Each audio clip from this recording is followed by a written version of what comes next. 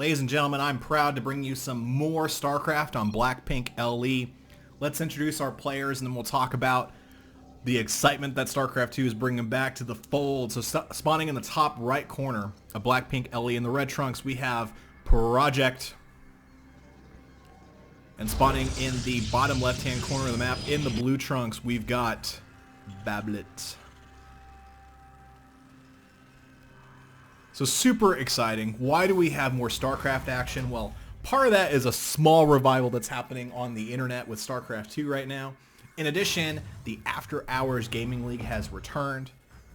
Companies that are doing tech or digital type of industries are competing against each other in esports for charity, which is pretty dope if I do say so myself. Give them a look at ahgl.tv for more details and more information. So what we're going to do is we're going to talk about Blackpink LE for some of the people that might be familiar with StarCraft. You have a typical base. It leads down to a natural expansion over here. And it leads to a pretty natural third and potential fourth base. Two Xel'Naga watchtowers power the middle of the map to be able to get some map awareness. And both sides of the map have a step stool for things like Reapers. So if you're PE or if you're susceptible to Reapers, keep that in mind.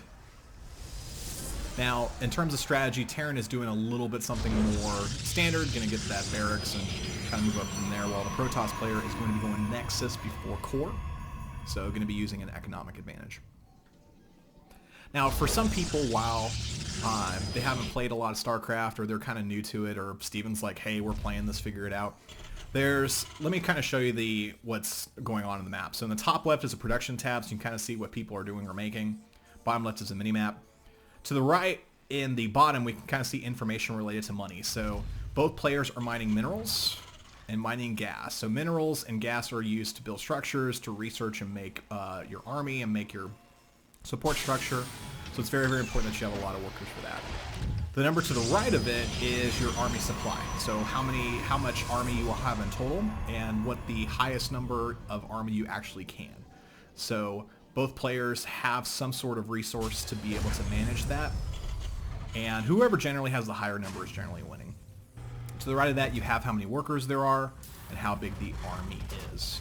Some context stuff will be in the bottom right. Otherwise, just kind of see what's going on and listen to the beautiful, handsome, and intelligent person that's bringing the StarCraft match. So this Reaper is coming in right at the timing, going to jump right on in, going to see that the main mineral line is defenseless, but just in the nick of time, a Stalker comes out and is able to shoo that Reaper away from being able to do any kind of significant damage. So that's pretty cool right there. Again, both these players are still just posturing up, getting where they need to be. The Cybernetics Corps is researching Warpgate, a third gateway going down. Terran is doing their Destiny Cloudfist start and getting a barracks, a factory, and a starport. This Reaper coming back in. Going to throw it down a mine and disrupt the mining of the Protoss player. A missed rally of the Stalker over here is going to prevent this Reaper from not doing any more damage than it actually did. And this Stalker is actually going to shoo it away. So we see 3 workers being lost in total, 1 scouting and 2 additional ones. So nothing too crazy or nothing too scary for both of these players quite yet. Now, one of the things about StarCraft II that is awesome is that you have limited information. Since I'm an observer, I can see everything. However, when I'm playing the game, I don't know that this expansion's here. I mean, Projekt doesn't know this expansion's here. He's really handsome. He doesn't know about this other tech that's going on. So it's really important to do scouting, or you have to make very educated guesses with what your opponent is doing. That's part of what this Reaper is doing right here, is just kind of keeping an eye on things to see, hey, is there an expansion somewhere? Hey, where's this army? That type of stuff. So very, very important things to kind of keep an eye on. Our Protoss player, very equal on workers and units right now. So again, both players are still able to safely do what they want to do. This probe getting right here and scouting, seeing that, hey, there's an engineering barrier and there's a barracks. So at the very least, probably going to be a lot of biological units or infantry units coming from the Protoss player, or coming from the Terran player, excuse me. Speaking of Terran player, how do they make their units? And I love that they put them together just for me. So on the left-hand side over here is your barracks. This is where infantry units are going to be built from. To the right of that, we see a factory, which is where your mechanical ground units are going to be made from. And to the right of that is our starport, which most of the time, or actually not most of the time, excuse me, all the time, your aerial units will be spawning in right there, which includes some medevacs and liberators. So one thing, Projekt is moving out on the map right here, and he doesn't really know where the army is, kind of just trying to posture, kind of do some damage right here. We see this medevac coming in addition to this Reaper trying to do some shelling. So Terran doing a good job of attacking on two fronts right here. We're going to try to keep an eye on both things. This Reaper coming in, doing some damage right here, while this Widow Mine actually gets dropped and is able to connect with quite a few probes right there. Additional probes get knocked in right there. So we see 2, and I don't think I can click them in time. So 5 worker kills down there, in addition to maybe 1 or 2 up there. So in total, 9 workers have been lost this entire game. So that exchange cost 6 or so. So look at the worker counts. It's still pretty close. However, Bablit was able to get a slight advantage, in addition to the fact that his command center can drop down specialty units called mules, enables him to really take an advantage in how much money he can mine at a time.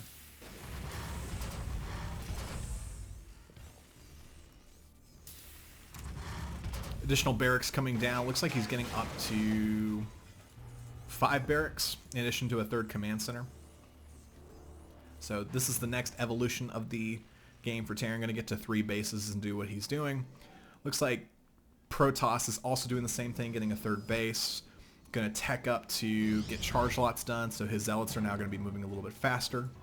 One thing that we see a Liberator moving out. Now, the Liberator has a defender mode, which they inflict single target damage to ground units, and they can't move, and it's significant damage. So this Liberator was built to fly into the mineral line, do some harassment, do some damage, and we were able to catch it from this El Naga watchtower right here, but we don't know where it is. So these stalkers are here to try to play defense. They're kind of right here. They ought to have been back here, but that cannon is pretty hopeful right there. So we're going to keep an eye on it. This Liberator moving in. Going to do some sick damage right here. Looks like we see 1 kill on the probes, 2 kills. These stalkers coming in right here. Going to focus fire that Liberator down. The stalker goes down, but pretty good trade right there. Liberator and a Reaper taking out a stalker, and 11 probes in total. Look, there's a 5 worker difference. So Projekt is definitely on the back foot when it comes to economy right now. But he's got workers where he needs to have them. He just needs to constantly keep building and get where they needed to go. Now, in addition to knowing about things, we see this army right here. Projekt kind of see that, hey, there's mines going out into the map, there's zealots working on the map, so now he's deciding that, hey, they're taking a pretty aggressive posture. We're going to move out to the middle of the map as well to kind of contest. We see in Ghost Academy, armory being done, in addition to more barrack structures, so lots of macro happening right here. Big attack coming in the middle of the map right here. We see some zealots moving in, some force fields trying to cut off the army of the Terran to be able to either retreat or be able to do some damage. And it looks like we're able to disrupt some things moving from there. The Marauders right here, they're really good against armored units, but they also have a concussive shells ability, which slows down units. If he had this upgrade, it might be a little bit different fight because the units would not be able to run very easily. So we see Protoss going to go ahead and just defend at home. Well, let's do those scruffy looking nerd herders. They're actually loading some medevacs into the base, or into it looks like it's going to drop inside the base. We see a Templar Archives trying to research Storm. High Templar here, going to do feedback, which drains all energy from a target. Additional exchange going on in the middle of the map, trying to clean this particular area up. The drop is happening. We see a feedback happening on one of the medevacs, depleting it of energy and making it so that it's just a drop ship. They can't do it right now. Additional zealots moving in right here, trying to mop things up. Really hard to see what they're doing, but those zealots look like they're eventually going to get taken out, and these drop units actually have full control of what's going on in there. Protoss having to retreat. The Templar Archives completely getting focused down and destroyed. Storm is getting delayed, which is really, really good and favorable for the Terran. Going to drop and get out of there. Again, we see 18 probes lost throughout the duration of this game. That is a pretty significant setback. However, there are a 6 probe differential based on that, so Projekt has been doing nothing but building probes almost this entire game. We're starting to see some mortals come out in addition to an observer, and Blink is getting research for the stalkers. which enables stalkers to teleport to a nearby location. Another drop happening in the main base of the Protoss. Looks like with what's there, he's going to be able to clean that up. You see an additional exchange happening in the middle of the map. Stalkers coming back home. These Zealots and Sentries are kind of just exchanging right here. Now, these Zealots usually would be dying, however, they have +3 armor. And these Marines do 7 damage. So 7 minus 3 is 4. So these Marines are only doing 4 damage per shot, which isn't a lot, especially if they're spread around. So very, very favorable for the Projekt and Protoss army. Both players kind of have their edges, which is, hey, Protoss is going to be more resilient and have a little bit more tech, while the Terran army is going to be a little bit more well balanced. I think the biggest error is not getting concussive shells. It's a very cheap upgrade. It doesn't cost that much, and it's that may have been a fatal error. We see Templar archives being rebuilt and Psionic Storm happening. We're going to keep an eye on these particular casters, but one thing we also need to keep an eye on is the attack that's happening towards the third base right here. So Protoss is right here. The army is quite a bit of a ways.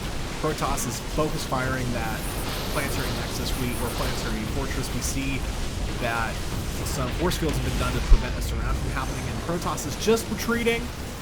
They're going to do mass recall, get out, not lose too much of the army, and be able to take out that particular base right there. So third base going to get completely sniped. It's going to slow down his ability to gather income. We can see the worker count is very even, but look how much more money Projekt is being able to income right here because of the fact that there's not a third base. Terran is moving out on the map. They're supply blocked right here as well. You see how it's red. They have to build additional supply in order to get over it. Moving on to this fourth base right here. Project going to lose a pylon against the Nexus. Oh, and we see Archons and Storm coming in. The Storm didn't really connect very well. However, it is going to zone out the army, and they are going to retreat. This Archon does 39 damage to biological units, and all of these army down here are biological, so going to do significant damage to the units that are right here, which is pretty awesome. We see Zealots kind of moving in towards the middle of the map. I think Projekt might smell blood. He might realize that he's in a lot of trouble. His third base got taken out. He's kind of moving in, so we see one exchange happening in the middle of the map right here. The Liberator's going to defense mode. Psionic Storm coming down on some of the biological army that's here, doing some friendly fire, but it might not be enough. Bablit going to get blinked on. That medevac is going to go down for nothing. We see one more exchange happening right here at the ramp of Bablit's base, and he decides to tap out. GG, win to our Protoss player named Projekt. So thank you guys for checking out our StarCraft 2 for this week. AHGL continues, and you'll see more on my YouTube and Twitch. Thank you guys and gals.